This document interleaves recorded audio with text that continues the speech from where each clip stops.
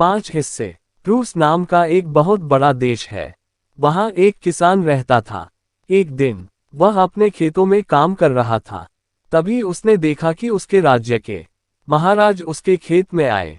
महाराज खड़े होकर देखने लगे कि वह कैसे जमीन में हल चला रहा है।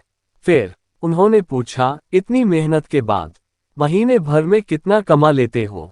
80 रूबल महाराज, किसान ने आदर के साथ उत्तर दिया। और इन 80 रूबल को खर्च कैसे करते हो? महाराज ने पूछा। महाराज, मैं पूरे पैसों के 5 हिस्से करता हूँ। पहला हिस्सा राज्य के कर चुकाने में जाता है, दूसरे हिस्से से मैं अपना कर्ज चुकाता हूँ, तीसरा हिस्सा मैं उधार दे देता हूँ, चौथे हिस्से से घर का खर्च चलता हूँ और 5वां हिस्सा मैं दान में दे देता हूँ। राजा को ये बात सुनकर बड़ा आश्चर्य हुआ। वे समझ नहीं पाए कि कोई व्यक्ति हर महीने उधार भी देता है, उधार चुकाता भी है और दान भी देता है, ऐसा कैसे हो सकता है?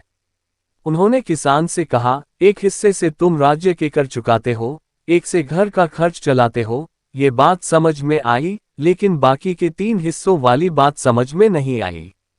जरा ठीक से समझाओ। महाराज, मेरे पिताजी और माँ ने मुझे बड़ा किया, सब सिखाया।